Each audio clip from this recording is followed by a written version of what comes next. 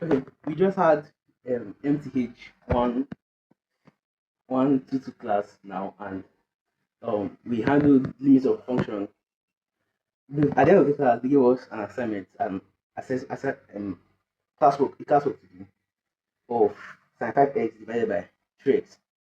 Okay, my mission now is to create a video that explains everything, not everything per se, but everything that I know under the functions sin ax divided by bx, under that form sin ax divided by bx, shows that a and b are natural numbers. So what's the end? Is and she and I can do all the necessary things. Thank you. Okay, thank you to the lady who asked for this video. Thanks to the lady who asked for this video at the end of the class.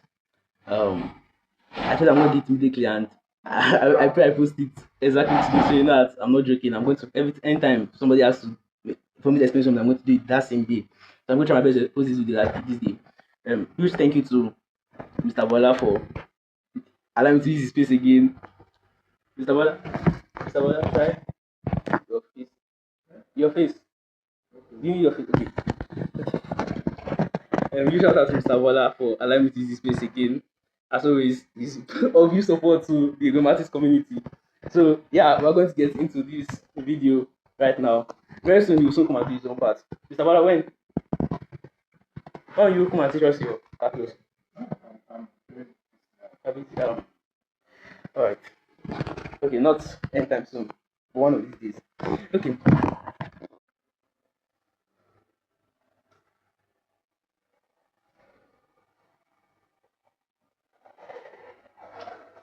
Alright, my main goal is not to teach the whole limit, but I'm only going to specify under the limit that will be formed sin ax. Let me use different numbers. Okay, sin ax divided by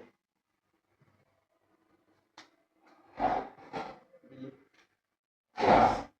I'm going to use specifically the limit of the function, that is, the limit is going to be at the point where x equals to 0. But the point where x equals to 0, this sin ax will turn to sin of 0 and bx turns to 0. So you have 0 divided by 0. So an indeterminate point on the graph. But using limits, you can find where that point is supposed to be if it existed.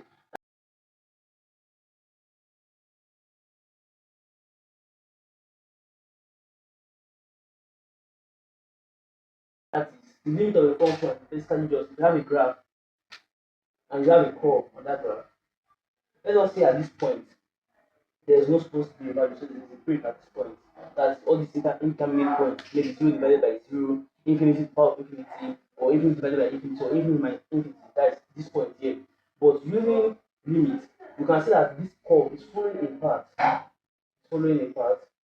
So there's supposed to be a value that will look like it's crossed at this point. That is what that limit is trying to find.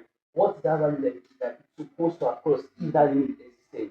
And if that point 0 was on the graph, what's that point? That if the curve was continuous, what's that point that the graph is going to cut in the y-axis? So that's basically what the limit of the function does for us. So when we have something of this form, let's deal with only sin x now. That is, we know the Taylor expansion for sin x is sin x is equal to x minus x cubed divided by 3 factorial plus x to the power of 5 divided by 5 factorial minus dot dot dot, and cos x is equal to 1 minus x squared divided by 2 factorial plus x power of 4 divided by 4 factorial minus dot dot dot. Good and fine. If we're dealing with this sin x now, if you divide all through by x, you have sin x divided by x is equal to 1 minus x squared divided by 3 factorial plus x to the power of 4 divided by 5 factorial plus minus dot dot dot. If you now say let x equal to 0, then we have that limit for sin 0 over 0 will equal to 1, because everything here will have a factor of x. So if x equals 0, everything here will just cancel out minus 0. So everything just goes out. So you have sin 0 divided by 0 has a limit which tends towards 1. So let's write that here. The limit as x tends to 0 of sin x over x is equal to 1. Now let's deal with cos x now. We know cos x, cos of 0 is equal to 1 because when you put in x equals to here, and you put in x equals to 0 here, everything here becomes 0. So you just have 1. But let's subtract that one out. We now have cos x minus 1 is equal to minus x squared divided by 2 factorial plus x power 4 divided by 4 factorial minus dot dot dot.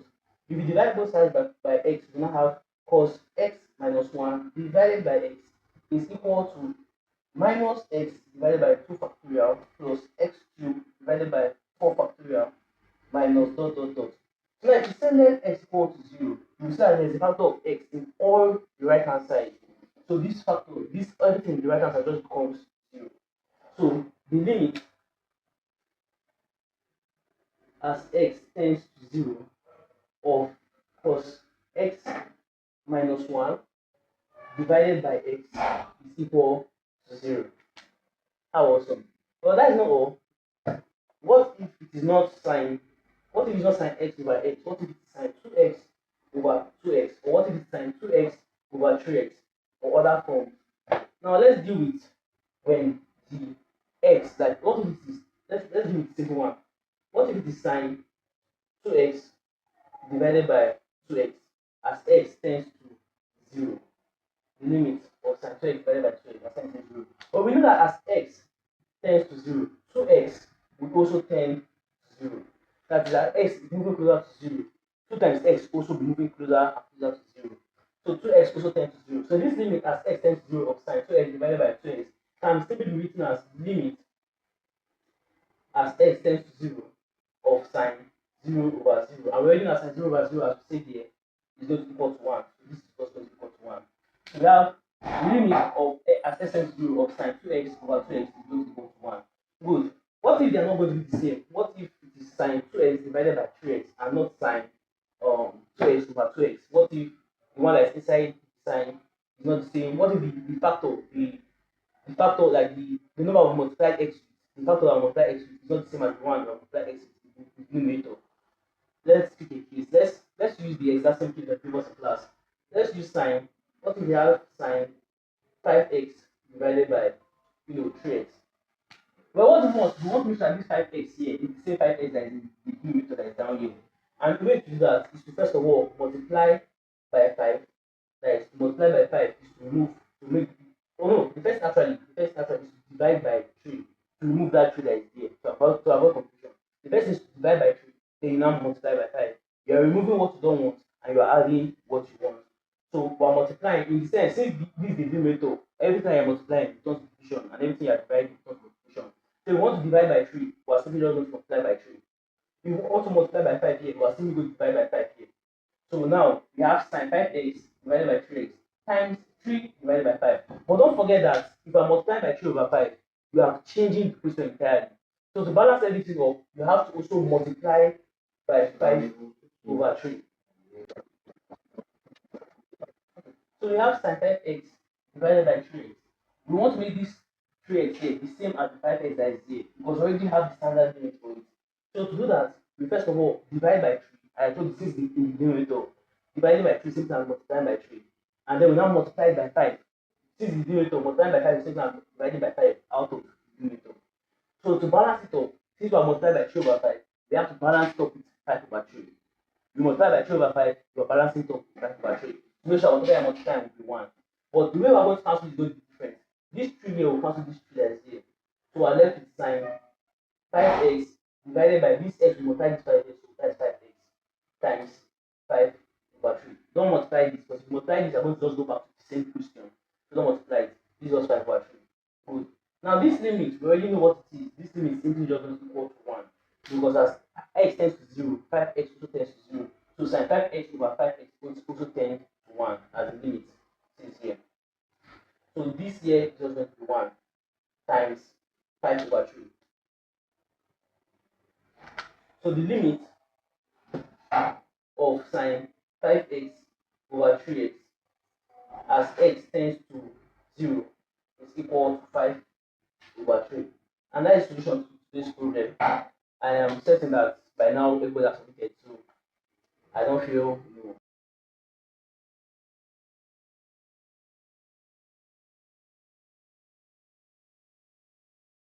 okay. Let's go to the general case. What if we're not giving numbers, or is there a way for us to have like a formula or something that we can use to generate what the limit be if we are giving any number A and any number B? And the way to do that is to just pick a general case, which general case is already what I picked here. I picked sine AX over BX. So let's find the limit of sin AX of BX as x tends to 0 for any variable A, for any constant variables. I don't know if it's a variable, it's not a variable because x are variable. So A is like a constant variable. It's you that picks like your initial input, your initial, value, your starting point. Like it's you that picks what A and B is. So I don't know if I should call it like a variable constant. I'll just call it both a variable constant. Yeah. So what if you are given a limit of sin AX over BX as x tends to 0? What's inside the bracket here? What's inside this sign here is AX. So we want to make sure that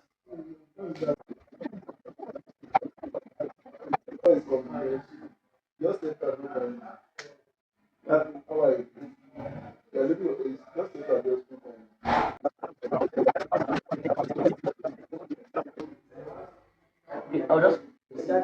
okay, I'll try to increase the volume at this point. But to have sign, you have to make sure the AX here is the same thing as the AX in the numerator. So you have AX in the sign here, but make sure that AX is also the AX out here. So how do you do that? We have sign AX divided by CX.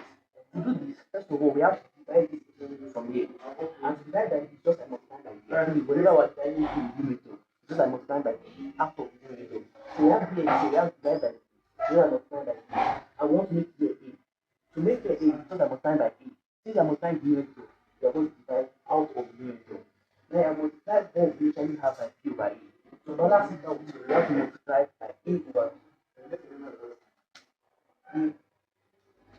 We have this is to make it in general form. Why this is to balance it? This is to make sure that it's equal to what we actually have. Why this is to make sure that here is going to be of this form. This is to this, why this is to this. Good and fine. So we do the same thing. B here comes to B here, and this will become sin AX divided by AX times A over B. So the limit of sin AX divided by BX is same as the limit of sin AX over BX as x tends to 0. So we are going to put x equals to 0 to this. We have sin 0 over 0 times A over B. This here is equal to 1. So all you're left with is just A over B. 1 times A over B is equal to A over B. So the limit of sin AX divided by BX as x tends towards 0 is equal to A divided by B. It's funny how the numerator, the factor of x, the coefficient of x in the numerator divided by the coefficient of b in the numerator is same thing as the answer A divided by B. But yeah, this basically generalizes the whole thing. If you are giving any sign in your exam or anything, yeah, this will be a very good shortcut. Your master tutor will not definitely want to know this, but IgweMatics can tell you anything I want to tell you with their permission. Thank you. Bye. Um, in case they teach us anything on that cos x minus 1 over x, I also did video on that. But so far, they've not talked anything about it, so I'm not going to use my time to think about it. Thank you. Bye.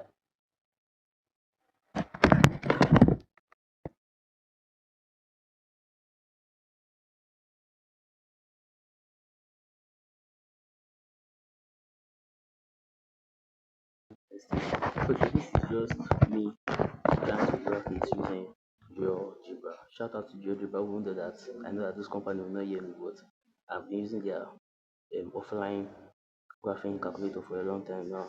The main one is actually Desmos. No offense to GeoGebra, but the main one is actually Desmos. I think Desmos is like the baba of what is graphing calculator. But Desmos is online, and I don't think in Communal University you want to have anything that's online right now.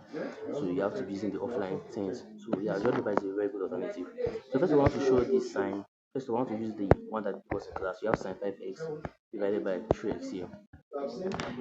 When I was doing this, after I solved it, I confirmed using this, and somebody walked past me. I was like, "Oh, look at this dude! He's using GeoGebra, that time trying to offend me, saying that the only thing I'm good at is using GeoGebra." But I don't know. I just ignored him. But you can see at the point where x equals to 0, at this point here, you can see at the graph at this point. Let me zoom. You can see at the point here. Forget all this approximation. It's still going to be 0 and 5/3. Forget this approximation that says 0.0004667. It's supposed to be 0. Okay. But you can see that, yeah, at the point where x equals to 0, even though that place is an indeterminate point, that y value is going to equal to 5/3. That's what I'm saying. Now, what we want to see for a general case, we have that sign. I told you sign ax, right? And I remember sign ax divided by bx. Good. Now GeoGebra will create for me two sliders for me to change the value of b and for me to change the value of a. Good and fine. As I was saying that the value of a makes it stretched out or make it squeezed in, while the value of b actually flips it, expands it and flips it. Like it scales it. The value of b scales it basically, while the value of a stretches it among the x and y as while the value of b scales it. Yeah. So let's use this. Let's use this. Now, this is not all. I want to also find the value of that's the limit. I want to also plot a over b, which I told you is supposed to be the limit. So let's see if our calculations will actually write a over b now. Let's do that. Good. Okay, it's giving me. Let me change this. Sorry. Let me change this to y equals to graph it. Y equals to a divided by b. Good and fine. Good. Now, first of all, let me off this for that graph that I drew. That is one for the assignment. So now we're only going to have the two graphs that we have. You can see that as I'm changing the value of this, I'm changing the value of b now. You can see that the top here is always going to be like the point here where I'm going to have x equals to 0 is always going to be at the point at that same value e over b. Like just look at the red point. The top of the red graph must be the same point where the orange graph touches it. Like the orange graph is not supposed to be above it, the orange graph is not supposed to be under it, it's supposed to be at that exact same point. So you can see as I change the value of that line is still going to be on it. You can see, even though it's numerator, even though it's under the graph, it's still going to be at that same point. Good. Now let me change the value of e. You can see it's still from the graph. The calculator is okay. You can see when I change the value of e, it's still at the top of the graph. If I change the value of b, it's still at the top of the graph. I change the value of a. So I am sure that this is mathematically correct. So now let me test what if it's 0? What if the above equals to 0? Or if the above equals to 0, the calculator does not graph again. Because you are going to have the above equals to 0, the calculator does not graph again. Okay, if the numerator is equal to 0, it does not graph because it's graph infinity. It will be 1 over infinity, which is 1 over 0, which is infinity. So it does not, it's going to be high up. So I will not see it. So you have to actually put a value for you to see what I'm talking about. Yeah. You can see it's always going to be at the top. So well, thank you for watching this video to the end. I really love you all. Bye. Let me play this one. This one also. You can see everything moving.